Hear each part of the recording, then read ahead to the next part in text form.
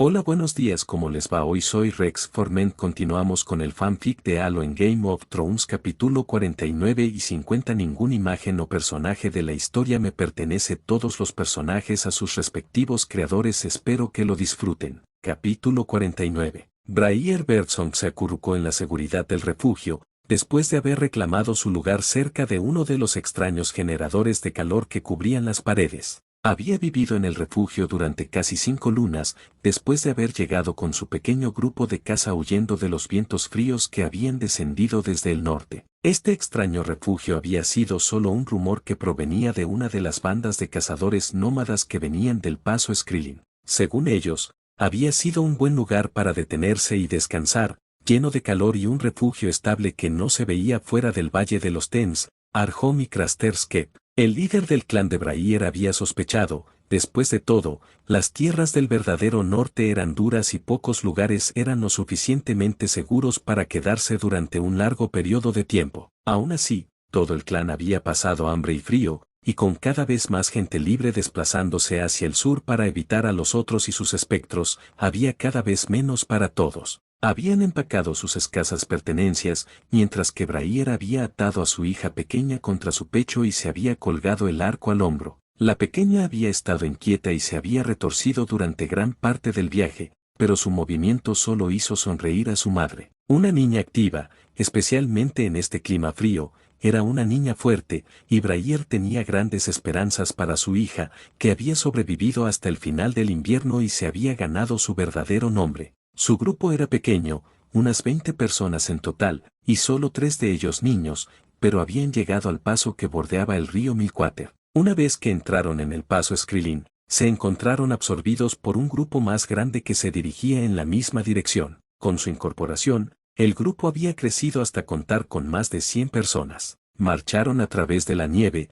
que comenzó a caer más fuerte a medida que se adentraban cada vez más en los colmillos helados. Briar se había preocupado por un breve tiempo a medida que la nevada aumentaba. Los colmillos helados eran bien conocidos por ser un terreno duro incluso para los estándares del verdadero norte, y los Ten tenían uno de los pocos lugares buenos con su valle oculto en lo profundo de las montañas. Donde quiera que estuviera este extraño refugio, tendría que ser similar, o se congelarían cuando los vendebels fríos de la montaña empeoraran aún más los vientos ya gélidos. La comida había empezado a escasear cuando se oyó un grito desde el frente del grupo. Un gran grito de alegría resonó cuando el gran refugio apareció a la vista. Estaba situado hacia un lado de un valle de tamaño mediano lleno de árboles. Briar creyó haber visto un destello de metal más arriba en la colina en cuya base estaba construido el refugio, pero descartó la idea. Al llegar al otro extremo del valle, se había sorprendido por el calor que emanaba de la estructura de madera de tamaño mediano. No había fuegos encendidos en el interior hasta donde podía ver,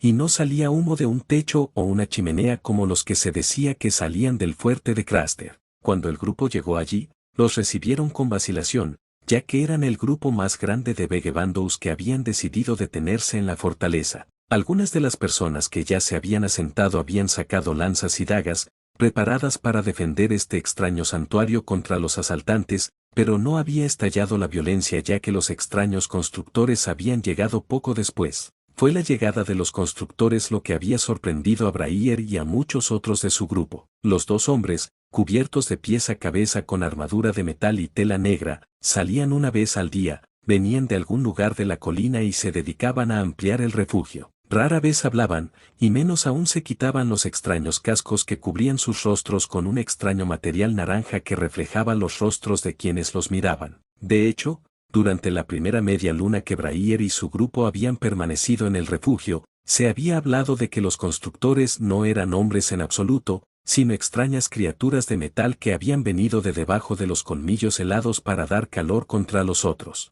Briar había estado a medio camino de creerles antes de que un día, uno de los constructores se quitara el casco para beber un trago de agua de un pequeño frasco que tenía a su lado. El hombre era extraño, de piel pálida y con el pelo negro corto. Tenía un rostro que parecía tallado en piedra, tan duros eran sus rasgos, y un cuerpo probablemente hecho de lo mismo por la forma en que él y su compañero ocasionalmente traían árboles de los pequeños bosques del valle y los usaban para construir su refugio más grande. Finalmente, el rostro del otro hombre también había quedado al descubierto, y más de una de las jóvenes murmuró que se irían a la cama. Una chica bastante valiente había llegado al extremo de seguir a los constructores colina arriba hasta donde descansaban, pero había regresado decepcionada. Braier y su grupo se habían establecido rápidamente, causando pocos problemas y haciendo lo que podían para sobrevivir. Los bosques allí eran densos y abundantes, y aparentemente se estaban volviendo más cálidos donde el resto del verdadero norte se estaba volviendo más frío. Algunos señalaron a los constructores y su trabajo,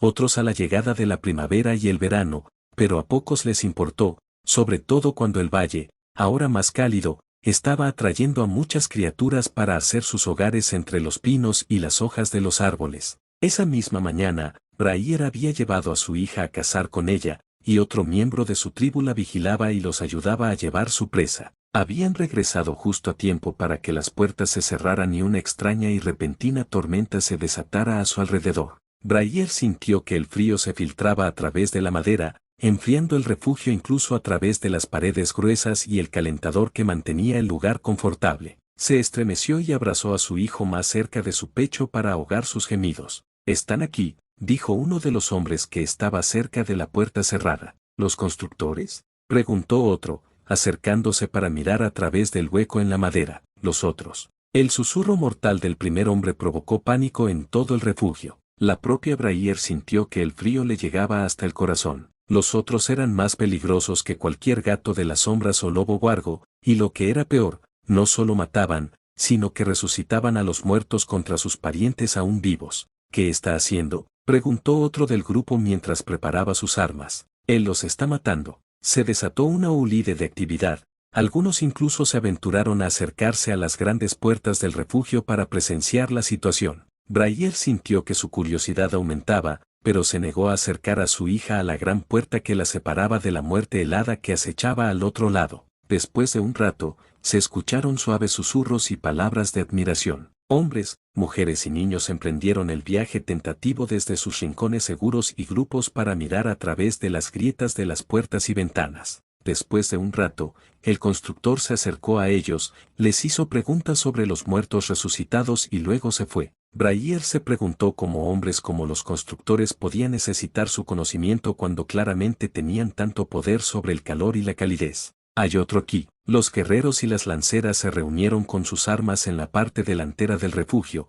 pero no hicieron ningún movimiento para irse. «¿Llevan algo?». Se escucharon más murmullos por todo el refugio, y el volumen fue aumentando a medida que los que estaban en la puerta jadeaban con una combinación de miedo y asombro. La luz que se filtraba entre las puertas se hizo más brillante e iluminó los rostros de los que estaban en primera línea. «Están escupiendo fuego», susurró uno de los viejos guerreros. Como en los cuentos de dragones del sur, se desató un gran clamor. Si antes la mayoría se negaba a acercarse a las puertas o las ventanas cerradas por miedo a llamar la atención del otro y sus sirvientes, ahora sus compañeros libres se empujaban y se abrían paso para acercarse a las pequeñas grietas y huecos de las contraventanas de madera, con la esperanza de vislumbrar qué magia habían empleado los constructores contra los muertos. La propia Braier empujó a un viejo de barba gris fuera del camino, mirando a través de la ventana cercana. Sus miedos todavía se aferraban a su corazón, más fuerte que el agarre de hierro de su hija, pero la curiosidad la había sacado de su lugar, y ahora miraba con una extraña mezcla de asombro y aprensión. No tuvo que esperar mucho. Uno de los muertos resucitados que servían a los otros corrió a través de la nevada, gruñendo y agitándose. Nunca llegó a acercarse al constructor. Una corriente de fuego envolvió a la criatura, arrojándola a la nieve chillando, pero la nieve fría y derretida hizo poco por extinguir la llama antes de que quemara al hombre muerto casi hasta convertirlo en cenizas. El espectáculo de la batalla mantuvo a Braier embelesada, incluso cuando el movimiento de los hombres muertos que eran quemados hasta quedar reducidos a cenizas por los constructores debería haberse vuelto repetitivo. Las acciones en sí lo eran, pero no lo que representaban. Por primera vez desde la larga noche, muchos miles de años atrás, los otros y sus secuaces fueron contenidos. Braier sintió una chispa de esperanza encendiéndose en su pecho al ver a los constructores acorazados enfrentarse al enemigo que emergía aparentemente sin fin de la ráfaga cegadora de la ventisca. El tiempo parecía detenerse y al mismo tiempo correr,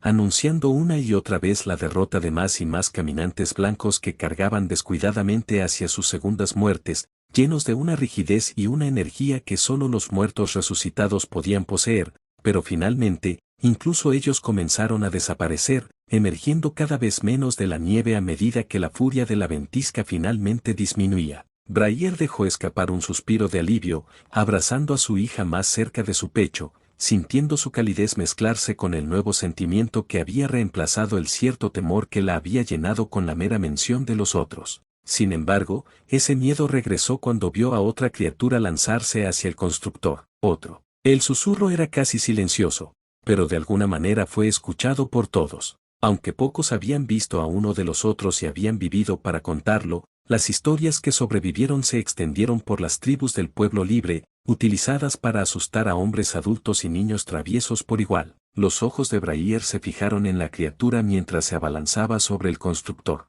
Su arma era de hielo, pero diferente a las que la mujer había visto antes. Antinaturalmente clara y azul, la espada que empuñaba parecía brillar suavemente en medio de la ráfaga de copos de nieve y golpes. Sin embargo, el constructor se mantuvo firme, esquivando y parando el arma contra su extraña masa de acero. El sonido de un chirrido sonó cuando las dos armas chocaron, antes de que el constructor maniobrara el extremo de sus propios brazos directamente hacia la cara de la criatura. Un torrente de fuego estalló en el rostro del otro, enviándolo chirriando hacia la nieve, chisporroteando y crepitando como el hielo de un río agrietado por las aguas turbulentas. Se escuchó una ovación en todo el refugio al ver morir a una de las criaturas que habían traído tanto sufrimiento a la gente del verdadero norte. Brayer sintió una ulide de emoción en el pecho y abrazó a su hija aún más fuerte. ¿Ves a ese pequeño?, le preguntó a su hijo, que se retorcía. Es justicia. Claro está. Esa cosa está muerta y estamos más seguros por eso.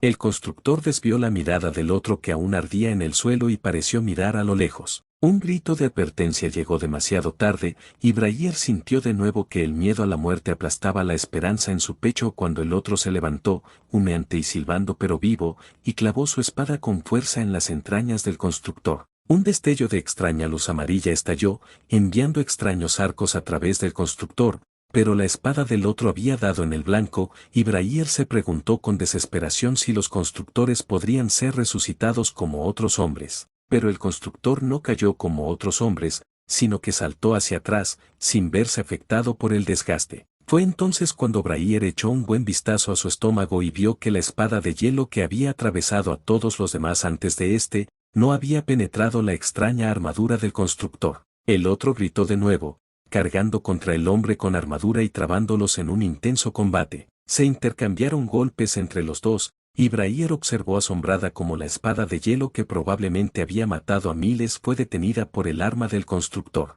La pelea fue corta y feroz. Una patada del constructor hizo que el otro se tambaleara hacia atrás ligeramente, solo para que otro constructor, uno que Brayer no reconoció, apareciera de la ventisca. Este otro constructor, vestido con una armadura similar a las que Brayer había visto antes, corrió por la nieve, dejando un rastro mientras levantaba una ráfaga detrás de ellos, incluso en los vendebels menguantes de la ventisca. Chocaron contra el otro, llevándose a la criatura mientras la envolvían con sus brazos en un agarre. Saltando hacia adelante, el constructor estrelló al otro contra el suelo helado, aplastando a la criatura entre la tierra y su propia armadura. El primer constructor corrió hacia ellos, y el refugio tuvo su primera mirada al tercero de los constructores. Este era más pequeño, bajo incluso en comparación con los hombres normales donde los otros constructores la habían elevado a ella y sus compañeros. Reflexionó sobre la idea de que este podría ser un niño, saliendo para proteger a su padre tal vez. Los dos permanecieron juntos sobre el otro,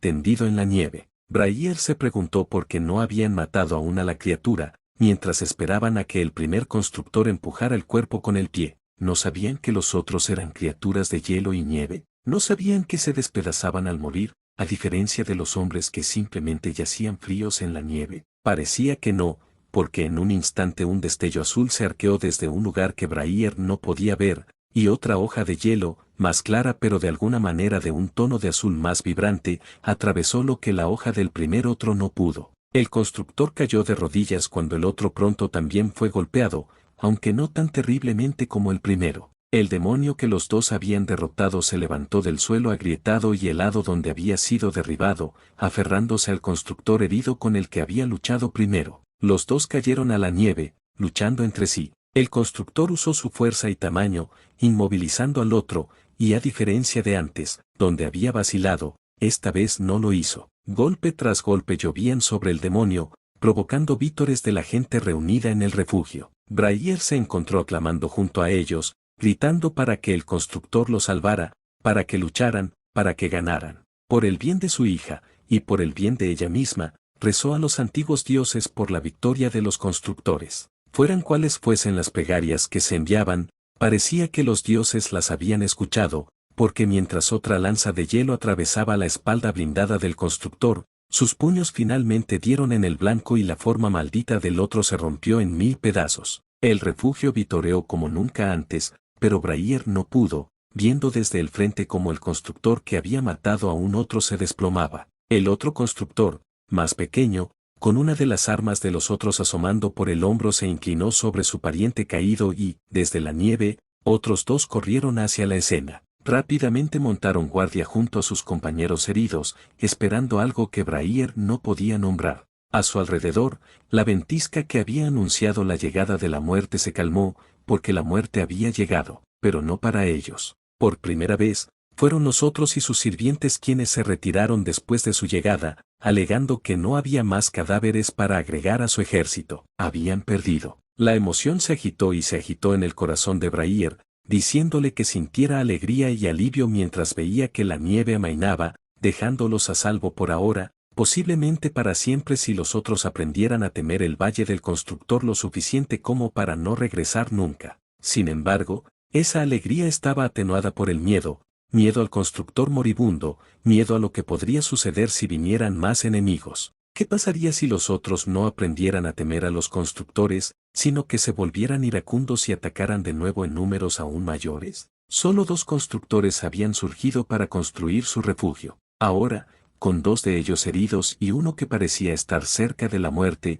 solo 2 más habían venido. ¿Podría haber solo 4 constructores así en todo el mundo? Si era así, ¿cómo podían esperar derrotar a los demonios que podían invocar a los muertos infinitos para ahogar a estos campeones de la llama y la vida? Un ruido chirriante, como nunca antes había oído, sonó desde algún lugar por encima de ellos, y los pueblos libres que habían hecho de su refugio sus hogares se retiraron de las ventanas, acurrucándose ante el sonido. Brailler abrazó a su hija más fuerte, esperando y rezando a los dioses para que, fuera lo que fuese lo nuevo que anunciaba el ruido chirriante, no estuviese allí para terminar lo que los otros y sus secuaces habían comenzado. Son más, dijo uno de los hombres de barba gris, renqueando hacia las ventanas agrietadas. Han llegado más constructores. Brailler casi podía sentir la olide de alivio que se extendía por el refugio. Aprovechando la oportunidad, se unió al hombre de barba gris y miró a través de las contraventanas. En la nieve, contó 12 constructores con sus grandes armaduras que se arremolinaban, sacando del suelo nevado a los 2 que habían herido a los otros.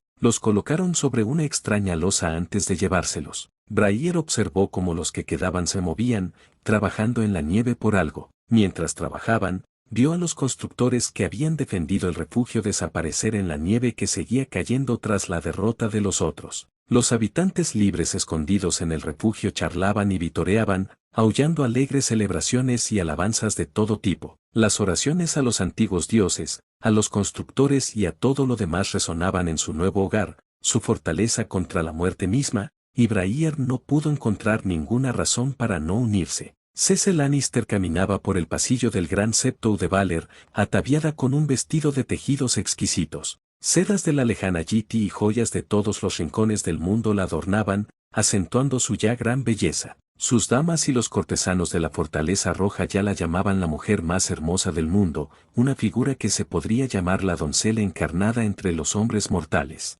Cersei abrazó a su padre mientras la conducía al estrado, donde la esperaba su futuro esposo. Robert Baratheon parecía exactamente el rey con el que Cersei sabía que se merecía casarse. Alto y fuerte, con rasgos marcados y cabello espeso y oscuro. Tal vez hubiera preferido los mechens dorados y plateados de Rhaegar, de un color más parecido al suyo y al de su familia, pero Rhaegar estaba muerto y Robert era el rey con el que se casaría. A los lados del hombre estaban Eddard Stark, el amigo más cercano del rey y su hermano adoptivo, y su hermano de sangre Stannis Baratheon. Ambos hombres lucían miradas más de dote que de aprecio. Cese sintió una punzada en el pecho porque ninguno de los dos parecía tan fascinado por su belleza como ella sabía que deberían estarlo. Ella era la reina, o lo sería en unos momentos, y estos hombres deberían entender que ella era la más hermosa de todas las mujeres, que todos deberían admirarla. Al subir, sintió las miradas de 1000 nobles señores y damas, y afuera,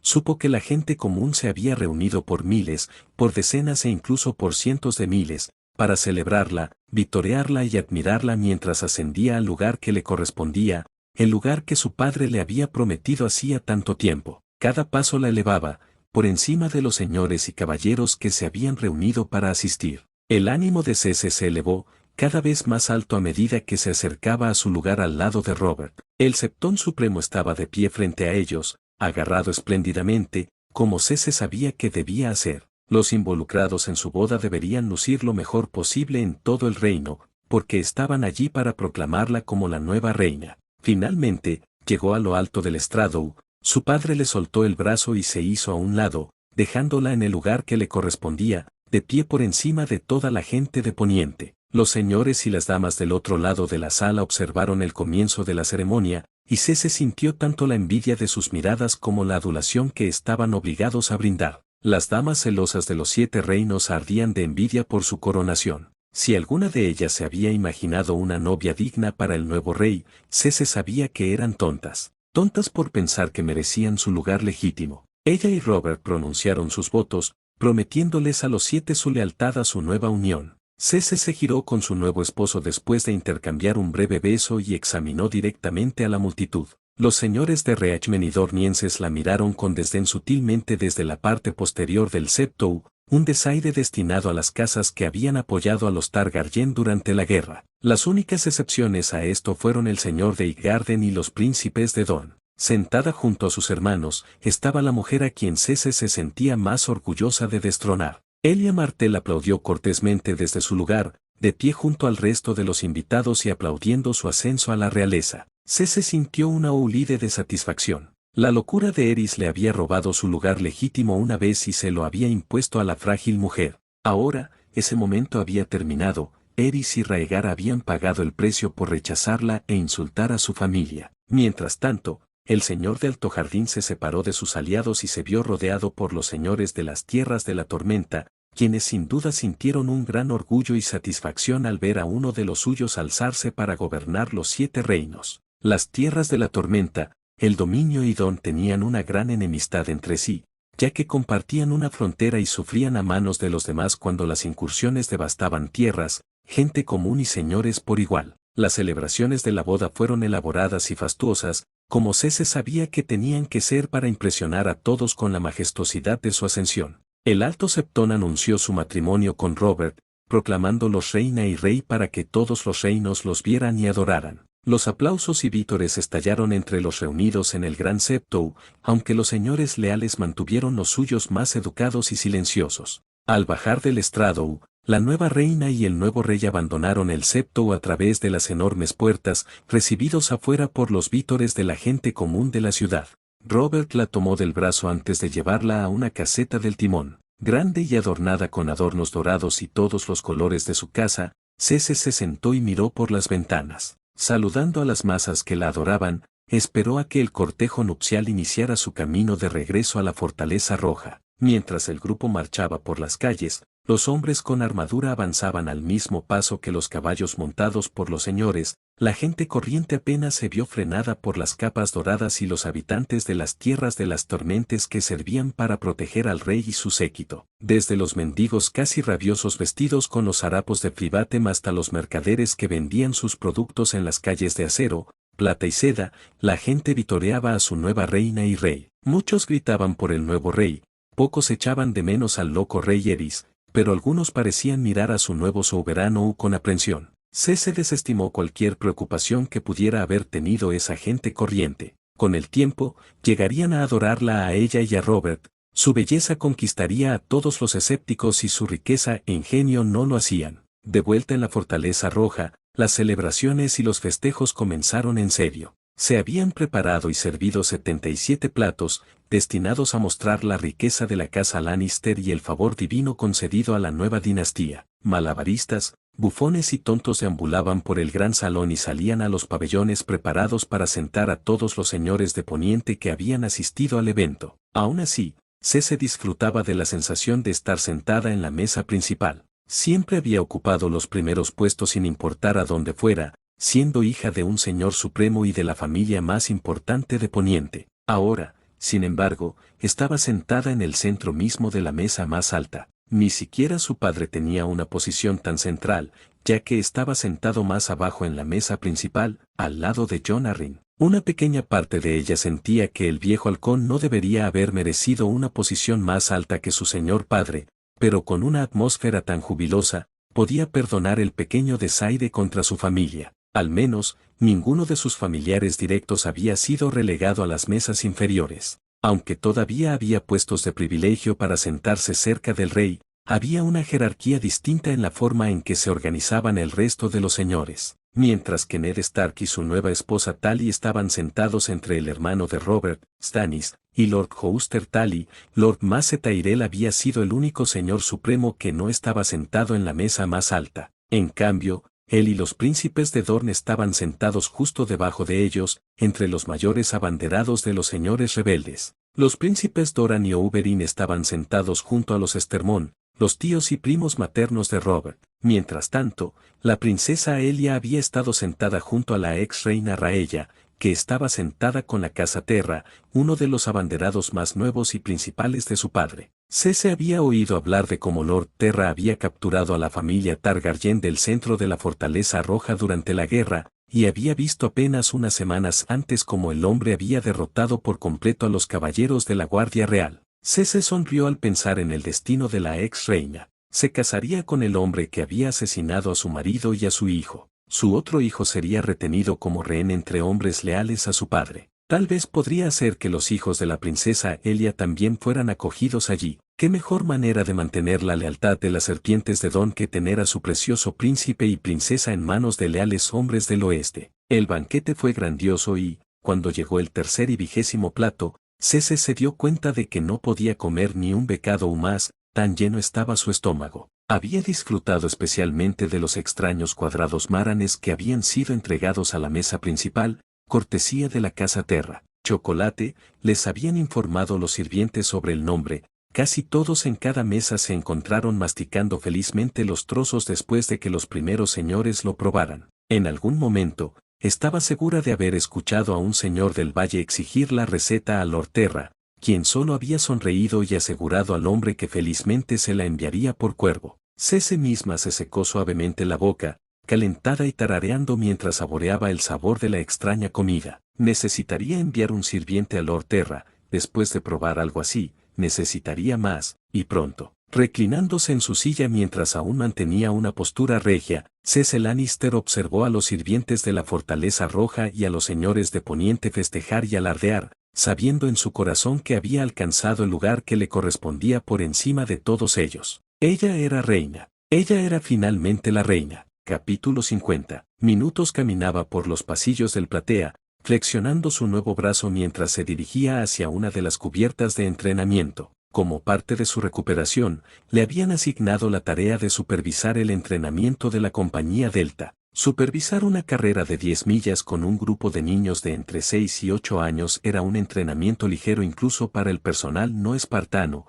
pero para un espartano era prácticamente unas vacaciones. Aún así, Minuto sentía cierta inquietud en los huesos. El capitán le había asegurado que los mejores de la división científica del platea estaban analizando los restos de la criatura que había matado, pero cada vez que pensaba en la extraña criatura helada de brillantes ojos azules, un escalofrío le recorría la espalda. Aún no podía sacarse de la cabeza la experiencia, incluso después de las 2 semanas de licencia posoperatoria que se había visto prácticamente obligado a tomar. Lo ideal sería que se hubiera dirigido de nuevo al norte para pasar el resto del tiempo de su escuadrón en las instalaciones de investigación, pero eso ya no era posible. Después del encuentro con el potro, como lo habían llamado los lugareños, el capitán había decidido colocar otros 2 satélites en órbita sobre el norte. Combinados, tenían una vigilancia casi total sobre toda la región y rastreaban cualquier tormenta que se pareciera incluso un poco a la que Minutos y su equipo habían encontrado. Cualquiera que fuera la decisión del capitán, Minuto sabía que no iba a regresar al norte en un futuro próximo. Los equipos Spartan estaban prácticamente compitiendo por las pocas misiones que se enviaban cada pocos meses, y como su equipo había estado en 3 misiones de ese tipo en los últimos 2 años, sabía que no estarían listos para ser reubicados durante mucho tiempo. En cambio, él y su equipo se quedarían atrapados en Platea, ayudando en la construcción y usando su tiempo para patrullar tanto el campamento del UNSC como el distrito nativo que rápidamente se estaba convirtiendo en una ciudad por sí sola. Minutos había considerado solicitar el servicio de construcción, especialmente con el nuevo interés que había descubierto en él mientras construía su pequeña cabaña en el norte. Sin embargo, no había lugar para sus propias ideas en la planificación de New Keiji. Los diseños y planos prefabricados utilizados en naves coloniales como el Fénix necesitaban poca información o modificación, y Minutos descubrió que se perdía la planificación de las numerosas ampliaciones y adaptaciones de su propio salón mientras se ocupaba del trabajo servil de dirigir el acero, las varillas de refuerzo y el hormigón para colocarlo en su lugar para otro edificio de mediana altura. Minutos había pensado en expresar su descontento con el capitán y presentar una solicitud, pero el hombre se encontraba en la capital nativa, asistiendo a la boda del nuevo soberano y no volvería hasta el final de la semana. En cambio, había enviado su solicitud al oficial ejecutivo y Jennifer le había prometido que la plantearía la próxima vez que hubiera una reunión entre ella y el capitán. Sin nada que hacer excepto esperar, Minuto sintió que no había forma de posponer lo que probablemente iba a ser la parte más difícil de su idea. Tendría que contárselo a su escuadrón. Minuto se recompuso y fortaleció su determinación. Era un espartano. Se había enfrentado a las interminables oulides de ejércitos Covenant, había sido bombardeado desde arriba por sus flotas y su plasma, podía tener una discusión con las 3 personas más cercanas a él en todo el mundo. Kurt se dejó caer en su asiento mientras le ordenaba a Kai que se encargara de su partida. Las celebraciones por la nueva dinastía gobernante habían durado más de una semana, con juegos y concursos y más comida de la que Kurt había visto jamás en un solo lugar.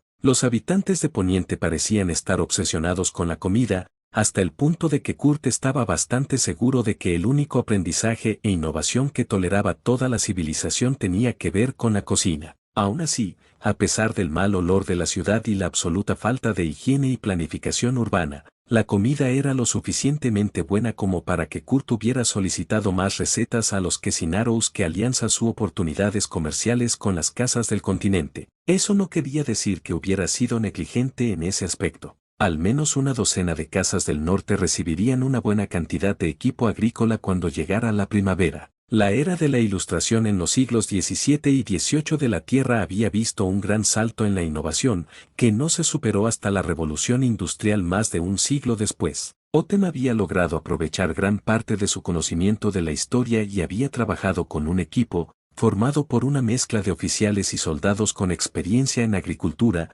para hacer una serie de recreaciones históricas que habían sido grandes avances en comparación con sus contrapartes de Westeros. Si bien las tierras del oeste habían sido durante mucho tiempo el primer reino en recibir y beneficiarse de los avances producidos por Platea, Kurt había decidido que con su relación con Tywin recientemente inestable y la buena voluntad de suficientes de los otros reinos que se habían ganado con su participación en la guerra, era hora de diversificarse y comenzar la lenta elevación del resto de Poniente y, con suerte, de todo el planeta. Kurt dejó escapar un profundo suspiro, pasando rápidamente por los diversos informes y documentos que habían sido enviados desde Platea, así como los informes resumidos de las diversas misiones en Essos y Soritos. Los equipos Kilo, Romeo y Tango habían trazado un registro completo de las ciudades de Mir y Tyros, y estaban a medio camino de Lys. Kurt casi se rió entre dientes cuando leyó el informe. Las 2 primeras ciudades habían sido comparativamente simples, simplemente haciéndose pasar por comerciantes y vagando por la ciudad durante el día y escabulléndose por la noche.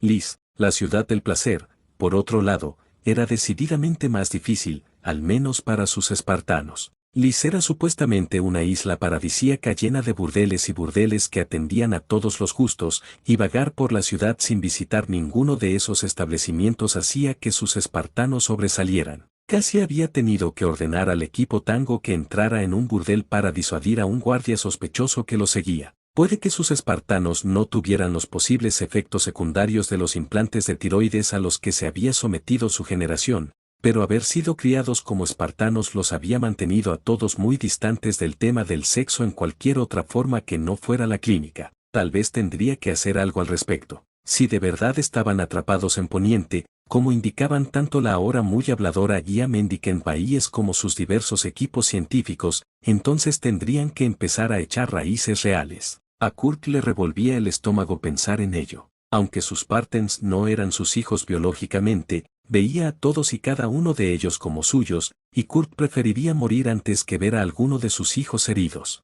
Ahora, existía la clara posibilidad de que tuviera que empezar a dar de baja a sus hijos del UNSC. Era un resultado que rara vez había contemplado. Por supuesto, sabía intelectualmente que la guerra terminaría, con suerte con su victoria. También había esperado, aunque fuera vagamente, que sus hijos sobrevivieran a la guerra. Hasta ahora, había hecho un buen trabajo, si él mismo lo decía, y las bajas Spartan habían sido menos de una docena en las 3 compañías. Ahora, Kurt se enfrentaba a una realidad que apenas había contemplado. La guerra había terminado, o si no, habían quedado marginados por un futuro previsible, y Kurt tuvo que enfrentarse a la posibilidad muy real de que, sin la capacidad de regresar al frente, tendría que dedicarse a la colonización. Ese cambio significaría despedir a personal del UNSC con el propósito de formar un gobierno colonial, y sus Spartans estarían entre ellos. Un miedo que Kurt nunca había sentido lo atravesó, un miedo que se preguntaba si Catherine había sentido alguna vez. Tendría que enviar a sus Spartans al mundo, no para luchar, sino para vivir. ¿Cómo responderían sus hijos, que habían sido criados para matar a soldados Covenant, a la vida tranquila de los civiles, a la perspectiva de empleos, hogares, familias? ¿Se adaptarían? ¿Se quedarían abandonados al adoctrinamiento que él les había inculcado para asegurarse de que sobrevivieran? Kurt nunca había pensado que se arrepentiría de lo que había hecho, y todavía no lo hacía, pero ahora se preguntaba si no habría podido añadir al menos 1 o 2 clases de socialización en el entrenamiento de las compañías Alfa, Beta y Gamma. Rápidamente anotó su descubrimiento, para poder repasarlo con Jennifer y Méndez. Incluso si no podía volver atrás y ayudar a sus primeros grupos de niños, podía incorporar esta nueva perspectiva al entrenamiento de los deltes. Mejor ahora, al principio de su crianza, que más tarde. Un golpe en su puerta lo sacó de sus pensamientos, y Kurt reflexionó cada vez más que, cuando alguien tocaba a su puerta, era el único momento, fuera del sueño y, a veces, de las comidas, en el que no se preocupaba por el futuro de su nave y su tripulación. Entra. La puerta se abrió lentamente, crujiendo levemente y recordándole a Kurt que necesitaba engrasar las bisagras. Capitán. Hazel entró, seguida por Jane, Raella y Elia. Las 4 mujeres entraron en su oficina, con Ser Arthur y Ser Barristan de pie en la puerta. Su gracia, princesa, dijo Ser Barristan, luciendo completamente incómodo con el lugar en el que se encontraba. Tal vez no sea conveniente hablar de esto ahora. Las celebraciones de la boda todavía están en marcha y sería de mala educación marcharse ahora. No me gusta mucho ser cortés con César Lannister, dijo Elia, sonando completamente harta de la nueva reina. Elia, por favor, reprendió Raella en voz baja, acariciando el brazo de la princesa dorniense y calmando a la molesta mujer. Lord Kurt, lo que Elia quiere decir es que tanto ella como yo estamos bastante ansiosos por volver con nuestros hijos, y que con el acuerdo de transportar a Agan, Rhaenys, a Sara y Edwail de regreso a Dorne, Elia está impaciente por viajar de regreso a su tierra natal. Kurt se reclinó en su silla. Era cierto que lo único que retrasaba el traslado de los rehenes Targaryen y Dan era su asistencia a la boda. Elia también tenía razón en que Cersei Lannister se había vuelto insoportable desde que se había casado con Robert. La joven reina Lannister siempre había sido egoísta, se preocupaba principalmente por sus propios deseos y consideraba que los deseos de los demás eran algo muy secundario a los suyos. Ya se habían invertido los deberes preferidos de la Fortaleza Roja. Bajo el mando de Eris, el trabajo de proteger y atender al rey se consideraba casi un suicidio, tan cruel era su temperamento. Ahora, bajo el mando de Robert, la mayoría de los sirvientes competían por servir al rey, porque eso significaba no solo un día con el hombre bullicioso y alegre, sino también tiempo lejos de la reina bastante exigente. Ni siquiera Kurt ni su gente habían sido inmunes al nuevo poder de la reina. 3 de los espartanos de su compañía Alfa que lo habían acompañado a desembarco del rey ya habían recibido órdenes de la nueva reina. Su negativa a aceptar sus demandas, todas bastante mezquinas hasta el momento, había provocado cierta ira en Cersei, pero unas pocas palabras con Tywin, que luego había sentado a su hija, habían calmado sus demandas, aunque no su petulancia por su desafío. En realidad, ninguno de los dos se equivoca. Ya hemos resuelto en gran medida los detalles con Doran y Oberyn, y los mensajes que han enviado tus hermanos y Ser Arthur probablemente ya hayan llegado a Starfell y Sunspear. Entonces, ¿podemos partir pronto?, preguntó Elia. Anhelo reunirme con mi hijo y mi hija. Estoy segura de que Raella estaría de acuerdo, y los señores de Poniente no envidiarían que dos exmiembros de la realeza quisieran volver con sus hijos. Probablemente no, asintió Kurt. Haré los arreglos necesarios y deberíamos poder partir mañana o pasado mañana. Tendré que informar al rey, a su nuevo consejo y a Tywin. Elia y Raella intercambiaron miradas y sonrieron. Se pusieron de pie como uno solo y se dispusieron a marcharse. Con vuestro permiso entonces, mi señor. Espera un momento, dijo Kurt levantándose de su silla. Metió la mano en un cajón y sacó lo que a las dos mujeres les pareció una pequeña caja negra. Cruzó su escritorio y el resto de la habitación y se paró frente a las dos damas. Creo que le he explicado, Lady Raella, que en mi cultura se utilizan los anillos como símbolo de compromiso matrimonial. Los ojos de Raella se abrieron de par en par al mirar la caja. Era cierto, Lord Kurt le había explicado el significado de los anillos en las bodas de Terra. En una conversación posterior, le había explicado el concepto de anillos de compromiso y de boda como cosas diferentes, aunque no sentía la necesidad de que ella usara dos anillos diferentes, y el concepto no le resultaba lo suficientemente familiar a Raella como para preguntarle. Aunque hemos anunciado nuestro compromiso e invitado a los nobles de Poniente, sería bueno, en mi opinión, que lo demostráramos más físicamente. Kurt abrió la caja del anillo y descubrió una gruesa y resistente banda de plata. Había vetas negras en la plata y Raella creyó poder distinguir palabras grabadas en el interior del anillo. Con cautela, tomó la joya y la giró en su mano. Ahora que podía examinarla de cerca, pudo ver que efectivamente había algo escrito en la lengua común en el interior del anillo. Con este anillo tienes mi voto solemne. Mi señor, dijo Raella, tapándose la boca mientras Elia se inclinaba para leer las letras. Tenía la esperanza de que esto fuera una prueba más de mi sinceridad, dijo Kurt, casi tímido por un momento. Admito que no tengo experiencia en el acto romántico, pero espero que esto sea algo que puedas entender como un símbolo de mi compromiso con nuestro acuerdo. Raella tenía muchas piezas de joyería hermosas, la mayoría de ellas más caras y deslumbrantes que esta. Anillos y collares tachonados de diamantes, rubíes y gemas preciosas, pero esta parecía hacer que todas las demás parecieran aburridas en comparación. Después de todo, no era solo una baratija elegante, era un juramento, una promesa. Se había vendido a este hombre por la seguridad de sus hijos, casi esperando ser traicionada, como Eris la había traicionado tantas veces en su juventud y a lo largo de su matrimonio. En cambio, Lord Kurt había dejado en claro una y otra vez que lo que había acordado darle a cambio de su obediencia sería suyo. Tal vez no era correcto que su anillo hiciera que su corazón se agitara por este hombre más que cualquier otra cosa que Eris hubiera hecho jamás. Tal vez la convertía en una madre pobre al encontrar cierta satisfacción en su relación con el hombre que había asesinado a Rhaegar, pero por la seguridad de Viserys y del niño en su vientre, necesitaba que este nuevo esposo estuviera satisfecho. Nunca había pensado que él se esforzaría por satisfacerla a ella también. Me alegro de tu promesa, mi señor, dijo Raella, mientras se colocaba el anillo en el cuarto dedo de la mano derecha, tal como le había explicado el doctor Mitsushima en una de las sesiones en las que habían hablado de las tradiciones matrimoniales de su pueblo. Me alegro.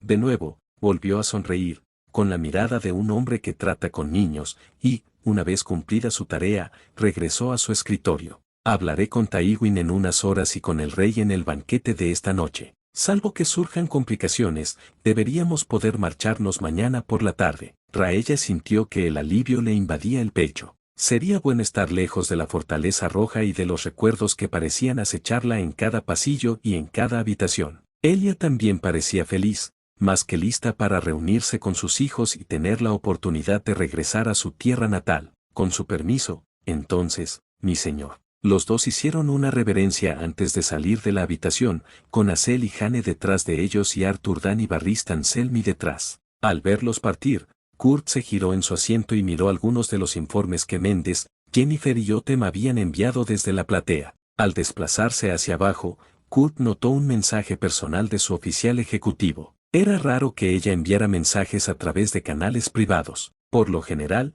solo lo hacía si tenía un desacuerdo serio con sus acciones como capitán, e incluso entonces, solo cuando se trataba de estrategia y despliegue naval. Al abrir el mensaje, examinó el texto y vio los formularios sin firmar que ella había adjuntado. Con los ojos muy abiertos, se dio cuenta de lo que Jennifer había enviado y una parte de él se paralizó en algo que solo había sentido vagamente. Kurt reconocía una respuesta de miedo cuando la sentía, y lo que estaba sintiendo ahora era absolutamente una respuesta de miedo, no a nada físico.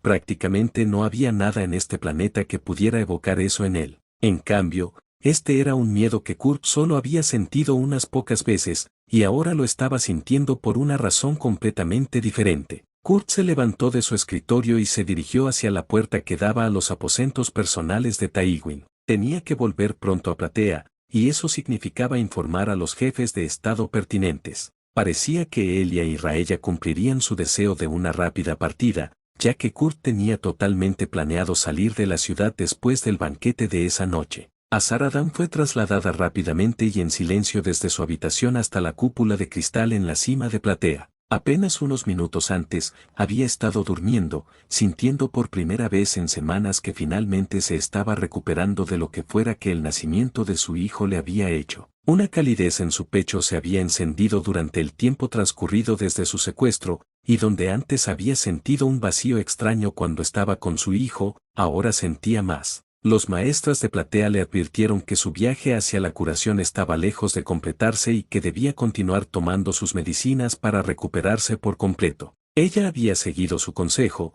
aunque solo fuera por la precaución de que podrían tomar medidas contra un cautivo desobediente. Ahora la estaban llevando a la cima del gran castillo y le dijeron que Lord Ambrose había regresado de la capital con noticias. Azara sintió que el corazón le latía con fuerza en el pecho. Sabía del trato que Lord Ambrose había hecho con Elia y Raella, de intercambiar sus tronos por su seguridad y la de sus hijos, pero había una marcada diferencia entre aceptar los términos de sus captores y explicar la situación a los señores de Poniente sin una respuesta violenta. Cuando las extrañas puertas de lo que los Teres habían llamado su ascensor se abrieron, Azara encontró a su amiga y a la ex reina sentadas en una de las mesas y bancos de cristal que habían sido colocados alrededor del área. Respiró profundamente para calmarse. Azara caminó con todo el propósito y la confianza que pudo reunir, cruzando la habitación a grandes zancadas y atrayendo las miradas de las tres personas sentadas en la mesa. Lord Kurt fue el primero en notarla, ya que estaba sentado frente a ella, y se puso de pie para darle la bienvenida. Elia y Raella la siguieron rápidamente, levantándose y girándose para abrazarla. Elia la envolvió con sus brazos primero, abrazando a la otra mujer mientras las dos buscaban algo de consuelo en el abrazo familiar de la otra. Separándose, Azara se tomó un momento para inspeccionar a su amiga de cerca, viendo que la princesa de Don lucía más saludable que nunca y estaba vestida apropiadamente para su posición. Los ojos de Elia recorriendo su propia figura le hicieron saber a Azara que la otra mujer estaba haciendo lo mismo con ella, y trató de transmitir su propia estabilidad. En cambio, su abrazo con Raella fue casi clínico. La reina Targaryen no era precisamente una persona cercana a ella, pues eran conocidas y solo las unía el amor que compartían por ella y sus hijos. Aún así, Azara nunca había considerado a la mujer como alguien que le desagradara, y su repentina determinación al tratar con sus captores le había hecho ganarse a la ex reina más respeto de la mujer dorniense que el que jamás había tenido su marido. Lady Azara, Lord Kurt cruzó la mesa, saludándola con respeto antes de hacerle un gesto para que tomara asiento al lado de Elia. Ahora bien, ya que estamos todos aquí, deberíamos empezar. Para poner al día a Lady Azara, el Gran Consejo de Desembarco del Rey ha declarado rey a Lord Robert Baratheon y, con el apoyo de Lady Raella y Lady Elia, hemos decidido que es hora de cumplir con nuestra parte del acuerdo. En los próximos días, trasladaremos a Lady Azara y Lady Elia de Platea a Starfall, donde podréis utilizar cualquier medio de transporte que os resulte adecuado para trasladaros desde allí. Lady Raella, por supuesto, permanecerá aquí en Platea y, a finales del año que viene, se casará políticamente conmigo para garantizar una transición pacífica del poder a la nueva dinastía. Azara sintió que el alivio la invadía. En la privacidad que habían podido robarles a los Teres dentro de su fortaleza, ella, Elia y Raella habían discutido en susurros sobre si Lord Kurt cumpliría o no con su parte del trato. Con los tres y sus hijos cautivos, había muy poco que pudiera impedir que el hombre simplemente cambiara su acuerdo. Escuchar a Lord Kurt hablar de la inminencia de su libertad alivió parte de esa preocupación. Incluso con su alivio casi aceptable, Azara sabía que esta libertad era agridulce. Después de todo, mientras que ella, Elia y sus hijos regresarían a su hogar, Raella se quedaría atrás, todavía casi prisionera de las personas que habían derrocado la dinastía de su familia. Gracias, Lord Kurt. Elia ofreció una leve sonrisa, agarrando las manos de Raella y Azara entre las suyas. Ten por seguro que haremos todo lo que esté a nuestro alcance para cumplir con las estipulaciones de la nueva amistad entre nuestras casas. Estoy seguro de que Azara y yo nos volveremos a ver cuando llegue el momento de tu boda con Raella. Bien. Kurt le devolvió la sonrisa a Elia antes de hacerle un gesto a uno de los soldados que estaba detrás de él para que avanzara. Antes de concluir los asuntos de esta noche, tengo algo que creo que pertenece a Lady Dan. La mirada de Azara se dirigió a la larga caja que el hombre que estaba detrás de Lord Kurt les trajo. El hombre dejó la caja sobre la mesa de cristal, abrió un par de broches y levantó la tapa. Azara contuvo la respiración al contemplar la superficie blanca y lechosa de Dawn. Al instante, su corazón se encogió de miedo, temiendo el peor de los destinos que podría haberle sucedido a Arthur. Sus nudillos se pusieron blancos mientras agarraba los brazos de su silla y no se relajó hasta que sintió que las manos de Elia se posaban sobre las suyas. Por favor, Azara, la tranquilizó la princesa de Dawn. No es lo que piensas. Lord Kurt no mató a Arthur, está de camino a casa, de regreso a Starfall, mientras hablamos, con la esperanza de encontrarse con nosotros cuando lleguemos. El cuerpo de Azara se relajó lentamente y contuvo las lágrimas que habían comenzado a acumularse en sus ojos. ¿Y cómo es que tiene a Dawn entonces?, preguntó ella. ¿Cómo le quitaste la espada que ha estado en manos de los Dans de Starfell desde la era del amanecer? Lo gané, fue la respuesta cortés y más bien aburrida de Lord Kurt. Se convocó un juicio de 7 para determinar la sucesión al trono de hierro, y tu hermano fue uno de los campeones que defendieron las reivindicaciones de Aegon y los Targaryen. Sinceramente, mi gente quería analizar algo de la metalurgia local, y tanto Dawn como el acero valirio que adquirimos eran ejemplos fascinantes de los métodos locales. Estaré más que feliz de devolver la espada contigo y tu hijo, ya que supongo que con su derrota y los actos que realizó que ayudaron a iniciar esta guerra, tu hermano ya no será considerado un digno portador como dice la tradición. Azara tuvo que contener un grito. ¿Cómo se atrevía? ¿Cómo se atrevía este hombre vil, traidor y mentiroso a juzgar a Arthur como alguien que carecía del honor suficiente para manejar a Dawn? A pesar de todo lo que su hermano había ayudado a arraigar en sus acciones, Arthur había tenido el deber de obedecer al rey y príncipe al que había jurado servir. Incluso mientras la furia por defender a su hermano hervía en sus entrañas, se mordió la lengua. No le haría ningún bien gritarle a este hombre,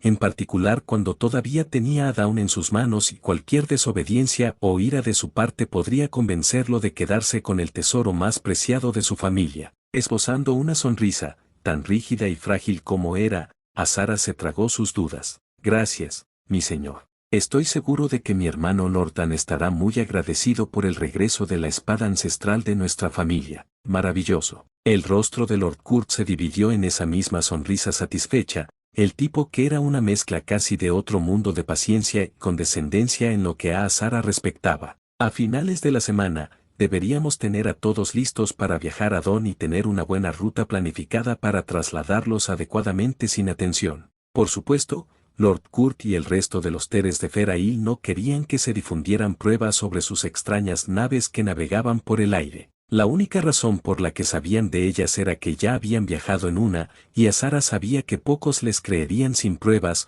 o al menos un rumor mucho más conocido que diera credibilidad a sus palabras. Lord Ambrose se levantó de su asiento, instando a las 3 damas nobles a hacer lo mismo. Rodeando la mesa, el señor espartano hizo un gesto a sus guardias para que los escoltaran de regreso a sus aposentos y se aseguraran de que estuvieran debidamente preparados para su próximo viaje de regreso a su tierra natal. La última visión que Azara tuvo del hombre lo mostró parado en el borde de la enorme cúpula de cristal, mirando fijamente el asentamiento en constante crecimiento que, incluso en la oscuridad de la noche, estaba lleno de movimiento y luces. Bueno, hasta aquí el capítulo de hoy, espero que les haya gustado, compartan, suscríbanse y comenten para que esta comunidad siga creciendo. Bye bye.